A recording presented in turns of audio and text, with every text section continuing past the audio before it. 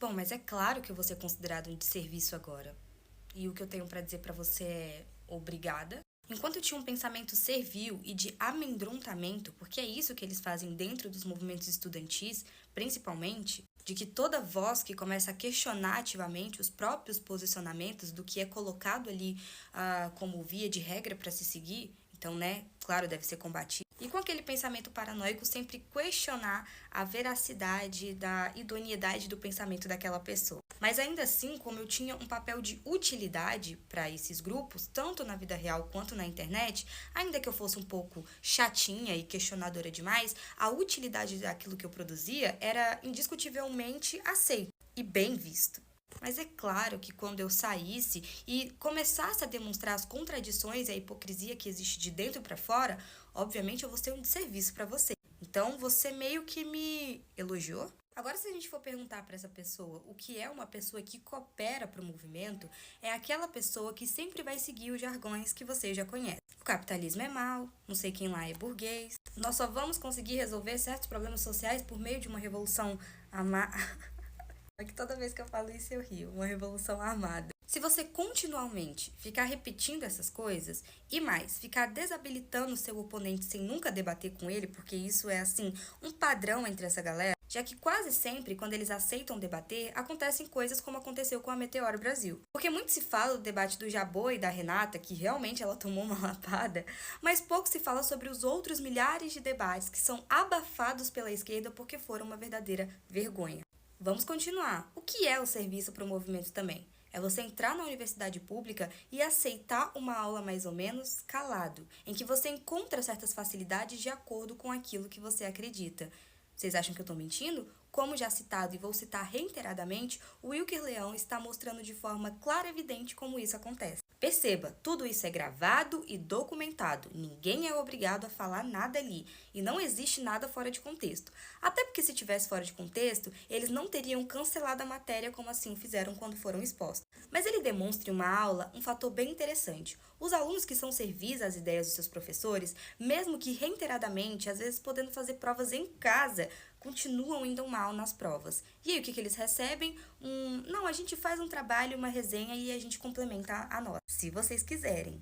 Agora, para um aluno como o Wilker, que prova que é um bom aluno e tem bons questionamentos na aula, por saber que estão sendo gravados, coisa que não é ilegal, e que serão expostos, e ele traz questionamentos contundentes com a aula, tem os seus questionamentos ignorados pelos professores. É isso que ia ser um serviço para o movimento de esquerda? Fica o questionamento. Vamos continuar? O que é mais serviço para a esquerda também? Pessoas como Ian Neves, que todo dia fica cooptando e inflando os jovens a falarem sobre revolução armada, mas já deixou claro que só conseguiu crescer e hoje lucra bastante com a internet falando do que fala porque teve apoio de sua mãe, ou seja, foi bancado. Mas ainda assim, nessa situação de conforto que ele claramente diz que é uma situação de conforto e privilégio, diz que está muito exausto e estafado. Vocês sabem o que é de fato um processo revolucionário e as implicações reais que desdobram esse tipo de evento? Obviamente não. Porque muitos de vocês, creio eu, joguem videogame demais ou assistam vídeos do Ian Neves do História Cabeluda demais, acreditam realmente que uma revolução não iria colocar vocês em pleno pânico mental, talvez no primeiro dia. E não param para pensar que essa revolução não aconteça, não porque de fato precisa ser um processo gradativo, porque revoluções não acontecem assim, e sim porque nenhum deles tem de fato interesse em que isso aconteça e porque eles obviamente não têm coragem. Eu não estou falando aqui que pessoas não podem ter staff no ambiente de trabalho, e eu já fui uma delas, diferente do que tentam traçar por aí. Mas o ponto é de que se eu estou disposta a teorizar sobre algo que é radical e que demandaria de mim um esforço físico e psicológico gigante, e eu inflo as pessoas em relação a isso, o mínimo que eu deveria estar é minimamente preparado. E a internet não é nem a ponta do iceberg de tudo isso. Portanto, já entendemos que ele não aguentaria o rojão. Isso é ser útil para a esquerda? Vamos continuar. Sabe o que é ser útil para a esquerda? É você manipular os fatos para que você consiga cooptar as pessoas a qualquer custo. E lá na frente a gente vê.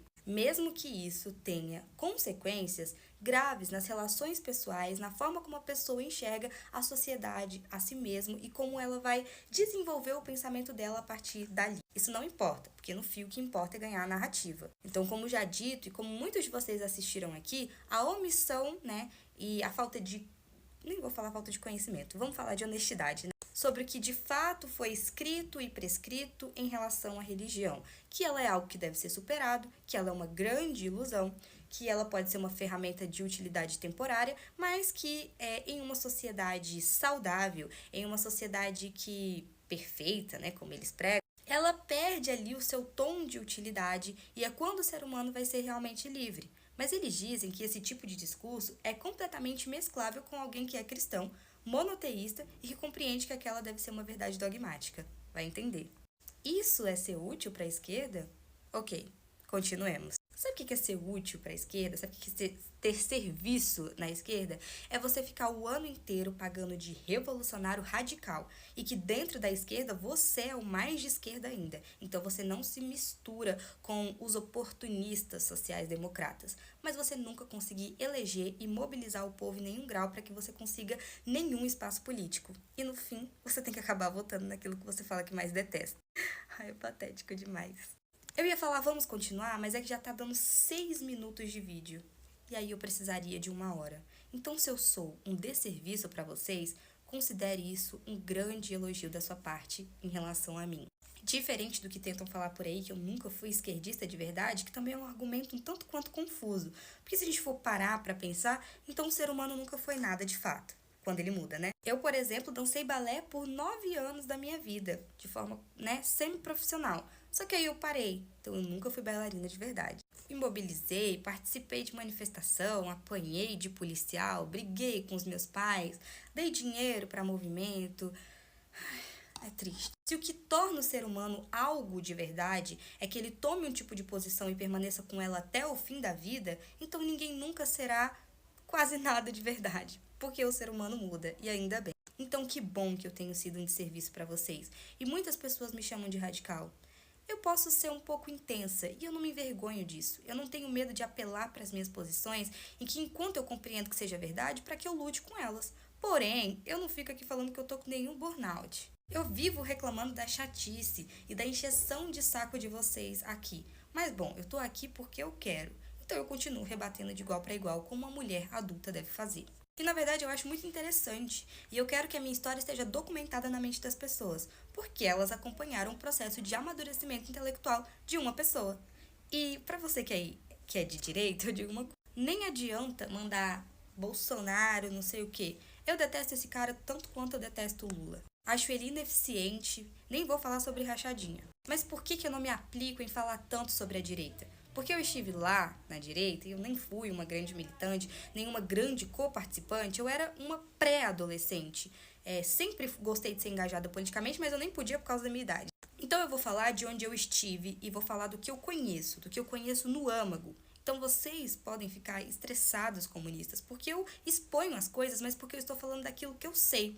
Os erros da direita, eles são muito claros e a gente pode dialogar sobre eles também, mas o ponto é que agora eu não quero. Ah, mas por que não é conveniente para você? Talvez não.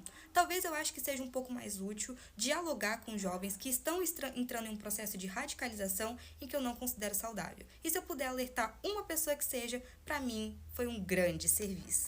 Beijos!